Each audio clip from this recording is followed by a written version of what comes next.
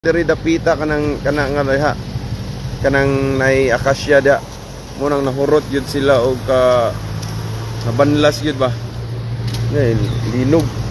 Linog ang yawan ta ni da kay uyog-uyog ang bridge na ami diri sa bridge. So tara. So hopefully nga wala ra tayon sila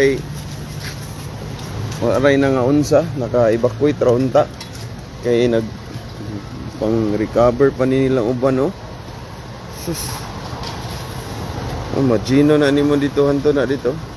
Kato murag katumuhon bridge na dito katong sa tumoy. Boss Mick, okay lang sa amin pero dito sa may Talisay boss. Sa awa ng Panginoon okay lang yung tubig. Ayan oh. Malalim yan yung sapa na yan.